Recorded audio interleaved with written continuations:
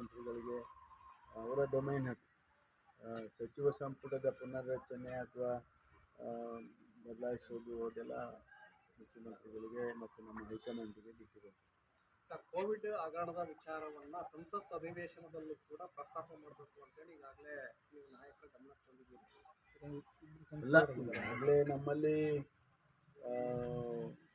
ನಾವು ಹೇಳಿದಾಗೆ ಇಬ್ಬರು ಸಂಸದರಾಗಿದ್ದಾರೆ, ಅದರಲ್ಲಿ ಏನು ಇನ್ವಾಲ್ವ್ ಆಗಿದ್ದಾರೆ ಅವರು ಸಂಸದರಾಗಿದ್ದಾರೆ. ಅಲ್ಲೇ ಕೇಂದ್ರ ಸರ್ಕಾರನೂ ಕೂಡ ಒಂದಿಷ್ಟು ಹಣವನ್ನು ಕೂಡ ರಾಜ್ಯ ಸರ್ಕಾರಕ್ಕೆ ಕೊಟ್ಟಿದೆ ಕೋವಿಡ್-19 ಸಂದರ್ಭದಲ್ಲಿ. ಅದರಿಂದ ಅಲ್ಲಿ ರೈಸ್ ಮಾಡಿದರೆ ರಾಷ್ಟ್ರದ ಅಂದರೆ ನ್ಯಾಷನಲ್ ಲೆವೆಲ್ನಲ್ಲಿ ಗಮನ ಸೆಳೆದಂಗೆ ಆಗುತ್ತೆ. ಅದಕ್ಕೆ ಉತ್ತರ ಅವರು ಕೊಡಬೇಕಾಗ್ತದೆ. ಸರ್, ಸರ್ಕಾರ ಜಮೀರ್ ಅವರ ಹೇಳಿಕೆಯನ್ನು ಡಿ ಕೆ ಶಿವಕುಮಾರ್ ಸೇರಿದಂತೆ ಈಗ ಚುನಾವಣೆ ಮುಗಿದ ಬಳಿಕ ಖಂಡಿಸ್ತಾ ಇದ್ದಾರೆ ಕಾಂಗ್ರೆಸ್ನ ನಾಯಕರು.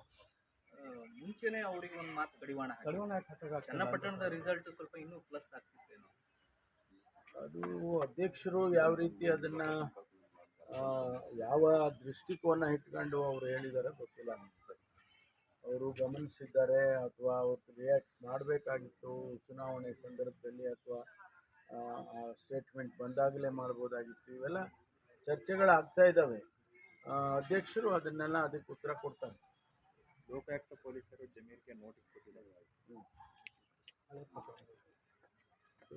ನಡೀತಾ ಇರ್ತದೆ ದಿನನಿತ್ಯ. ಲೋಕಾಯುಕ್ತ ಕೆಲವರಿಗೆ ನೋಟಿಸ್ ಕೊಡುತ್ತೆ, ಕೆಲವರಿಗೆ ರೈಡ್ ಮಾಡುತ್ತೆ, ಕೆಲವರಿಗೆ ಕಾನೂನಿನ ಪ್ರಕಾರ ಕ್ರಮ ತಗೊಳ್ಳುತ್ತೆ. ಇದು ನಡೀತಾನೆ ಇರುತ್ತೆ. ಅದು ಅವ್ರ ಕೆಲಸ. ಅದು ಲೋಕಾಯುಕ್ತ ಸಂಸ್ಥೆ ಕೆಲಸವೇ ಅದು. ಆ್ಯಂಟಿ ಕರಪ್ಷನ್ ಒಂಥರ ವಿಂಗ್ ಇದ್ದಾಗೆ ಲೋಕಾಯುಕ್ತ ಮಾಡಿರೋದೇ ಆ ಉದ್ದೇಶದಿಂದ. ಅದಕ್ಕೋಸ್ಕರ ಅದು ನಡೀತಾ ಇರುತ್ತೆ, ನಿರಂತರ ಪ್ರಕ್ರಿಯೆ. ನಿನ್ನೆ ನಾನು ರಾತ್ರಿ ಲೇಟಾಗಿ ಬಂದೆ ಬಾಂಬೆಯಿಂದ. ಮಹಾರಾಷ್ಟ್ರ ಇದೆ, ಎಲೆಕ್ಷನ್ಸಿಗೆ ಹೋಗಿದ್ದೆ, ಲೇಟಾಗಿ ಬಂದೆ. ನನಗೆ ಮಾಹಿತಿ ಇಲ್ಲ. ಬೆಳಿಗ್ಗೆ ಬ್ರೀಫಿಂಗು ತೊಗೊಳಕ್ಕಾಗಿಲ್ಲ. ತಿಳ್ಕೊಳ್ತೀನಿ ಆಮೇಲೆ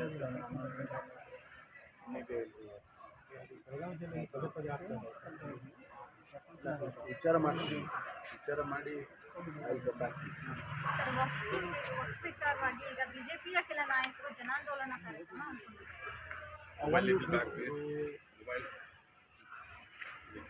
ಈ ವಿಷಯವನ್ನು ರಾಜಕೀಯ ಅಸ್ತ್ರವಾಗಿ ಬಳಸ್ತಾ ಇದ್ದಾರೆ. ಇದರಲ್ಲಿ ಅವರು ಅಂದ್ಕೊಂಡಿರ್ಬೋದು, ಅವರೇನೋ ಒಂದು ನಮ್ಮ ಸರ್ಕಾರವನ್ನು ಇಕ್ಕಟ್ಟಿಗೆ ಅಂದ್ಕೊಂಡಿರ್ಬೋದು. ಆದರೆ ಹೆಚ್ಚು ಡ್ಯಾಮೇಜ್ ಮಾಡ್ತಾ ಇರೋದು ಸಮಾಜದಲ್ಲಿ ಶಾಂತಿಯನ್ನು ಹಾಳು ಮಾಡೋದಕ್ಕೆ ಮತ್ತು ಒಂದು ರೀತಿಯಲ್ಲಿ ನಮಗೆ ಮತ್ತು ಅವರಿಗೆ, ಅಂದರೆ ಮೈನಾರಿಟೀಸ್ ಸ್ಥಳೀಯವಾಗಿ ಮನಸ್ತಾಪಗಳು ಬರುತ್ತೆ. ಆ ರೀತಿ ಬರೋದಕ್ಕೆ ನಾವು ಕಾರಣೀಭೂತರಾಗಬಾರ್ದು. ನಮಗೆ ಶಾಂತಿಯಿಂದ ಇರಬೇಕು, ನಾವೆಲ್ಲ ಸಹೋದರತ್ವದಿಂದ ಇರಬೇಕು ಅಂತ ಅನ್ನೋದೇ ನಮಗೆ ಕಾಂಗ್ರೆಸ್ ಪಕ್ಷಕ್ಕೆ ಇರ್ತಕ್ಕಂಥದ್ದು.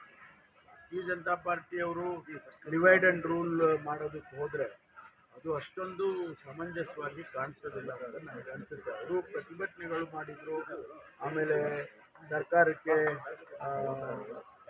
ತಿಳಿಸಿದ್ರು. ಇದೆಲ್ಲ ಗೊತ್ತು, ಅದೆಲ್ಲ ಓಕೆ, ನಮಗೆ ಅದೇನು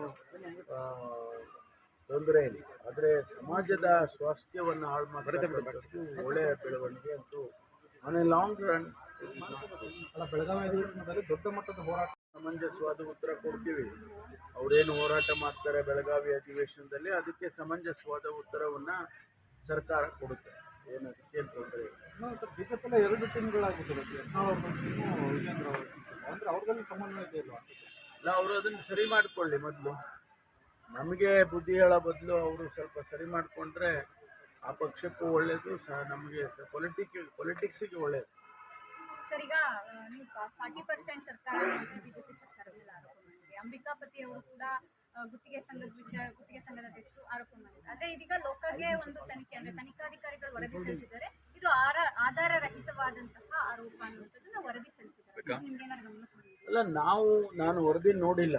ಆದರೆ ನಾವು ಮೊದಲಿಂದನೂ ಹೇಳ್ಕೊಂಡೇ ಬಂದಿದ್ದೀವಿ. ನಾವು 40% ಸರ್ಕಾರ ಅಂತ ನಾವು ಹೇಳುವಾಗ ನಾವು ಕೆಲವು ಆಧಾರ ಇಟ್ಕೊಂಡು ಹೇಳಿದ್ದೋ. ನಾವು ಸುಮ್ಮನೆ ಏನೋ ಒಂದು ಸ್ಟೇಟ್ಮೆಂಟ್ ಮಾಡೋ ರೀತಿಯಲ್ಲಿ ಹೇಳಿರಲಿಲ್ಲ. ಆದರೆ ಅವ್ರು ಹೇಳಿದ್ದು ಇಲ್ಲ, ಇದು 40%ಗಿಂತ ಹೆಚ್ಚು ಇದು ಮಾಡೋ ಸರ್ಕಾರ ಇದು ಅಂತ ನಮ್ಮ ಮೇಲೆ ಏನು ಹೇಳಿದರು. ಅದೆಲ್ಲ ಸತ್ಯಕ್ಕೆ ದೂರವಾಗಿರ್ತಕ್ಕಂಥದ್ದು ಅಂತ ನಾವು ಪದೇ ಪದೇ ಹೇಳ್ಕೊಂಡೇ ಬಂದಿದ್ವು. ಈಗ ವರದಿಯಲ್ಲಿ ಆ ರೀತಿ ಬಂದಿದೆ ಅಂದರೆ ಅವರು ಅರ್ಥ ಮಾಡ್ಕೋಬೇಕು. ಸರ್, ಈಗ ಇಷ್ಟು ದಿನ ಜಮೀರ್ ಅವರ ಒಂದು ಹೇಳಿಕೆ ಸಾಕಷ್ಟು ಚರ್ಚೆ ಮಾಡಿತು. ಚನ್ನಪಟ್ಟಣದಲ್ಲಿ ಒಂದಿಷ್ಟು ಬದಲಾವಣೆ ಅನ್ನುವಂತಹ ವಿಚಾರವಾಗೂ ಕೂಡ ಚರ್ಚೆ ಆಗ್ತಿದೆ. ಇಷ್ಟು ದಿನ ಅಂದ್ರೆ ಹೇಳಿಕೆ ಕೊಟ್ಟ ದಿನದಿಂದಲೂ ಸುಮ್ಮನಿದ್ದಂತಹ ಕುಮಾರಸ್ವಾಮಿ ಅವರು ನಿನ್ನೆ ಏಕಾಏಕಿ ಮಾತಾಡಿದ್ದಾರೆ. ಮಂತ್ರಿಗಳು ಸಮರ್ಥನೆ ಮಾಡ್ಕೊಳ್ಳೋ ವಿಚಾರಕ್ಕೆ ಬೈದಿದ್ದಾರೆ. ಒಂದ್ ರೀತಿ 3-4 ಸಚಿವರಿಗೆ ನೇರವಾಗಿ ವಾಗ್ದಾಳಿ ಮಾಡಿದ್ದಾರೆ. ಇದೆಲ್ಲ ಒಂದ್ ಕಡೆ ಸ್ಟ್ರಾಟಜಿ ಅಂತ ಅನ್ನಿಸ್ತಾ ಅನ್ನುವಂಥದ್ದು. ನಾನು ಕುಮಾರಸ್ವಾಮಿ ಅವರ ಹೇಳಿಕೆಗಳಿಗೆ ನಾನು ಯಾವ ರೀತಿ ರಿಯಾಕ್ಟ್ ಮಾಡಬೇಕು ಅಂತಲೇ ಗೊತ್ತಾಗ್ತಿಲ್ಲ ನನಗೆ. ಯಾಕೆಂದರೆ ಅವರು ಒಂದೊಂದು ಸಂದರ್ಭದಲ್ಲಿ ಒಂದೊಂದು ಹೇಳಿಕೆಗಳನ್ನು ಕೊಡ್ತಾ ಇರ್ತಾರೆ. ಹಾಗಾಗಿ ಅದಕ್ಕೆ ರಿಯಾಕ್ಟ್ ಮಾಡದೇ ಇರೋದೇ ಒಳ್ಳೆಯದು. ಮಹಾರಾಷ್ಟ್ರದಲ್ಲಿ ಹೇಗಿದೆ ಸರ್?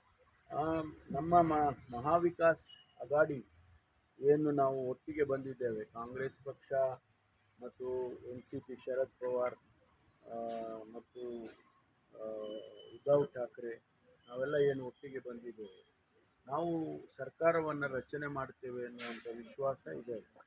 ಮೊನ್ನೆ ಒಂದು ಸರ್ವೆ ರಿಪೋರ್ಟ್ ಕೂಡ ಬಂದಿತ್ತು. ಅಲ್ಲಿ ನಾನು ಗಮನಿಸಿದಾಗ 288 ಸೀಟ್ಗೆ 162 ಸೀಟು ಈ NDA ಮಹಾವಿಕಾಸ್ ಅಗಾಡಿಯವರು ಬರ್ತಾರೆ ಅಂದರೆ ಸರ್ಕಾರ ಮಾಡ್ತಾರೆ ಅಂತೇಳಿ ಅಲ್ಲಿ ವರದಿ ನೋಡಿದೆ.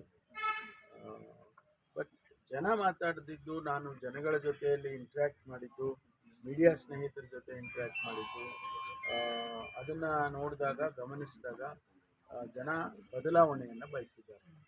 ಹಿಂದಿನ ಸರ್ಕಾರ ತುಂಬ ಭ್ರಷ್ಟ ಸರ್ಕಾರ ಆಗಿತ್ತು.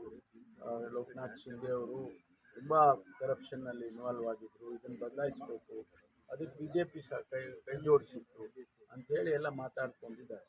ಅದನ್ನು ಕೇಳಿದೆ. ಹಾಗಾಗಿ ಬದಲಾವಣೆ ಅಲ್ಲಿ ಆಗುತ್ತೆ ಅನ್ನೋದು ನಮ್ಮ ವಿಶ್ವಾಸ. ನನಗೂ ಕೂಡ ಹಾಗೆ ಅನಿಸುತ್ತೆ. ಸರ್, ಇದು ಸಚಿವ ಸಂಪುಟ ಪುನರ್ರಚನೆ ಆಗುವಂಥ ಹಿರಿಯ ಶಾಸಕರು ಒತ್ತಡ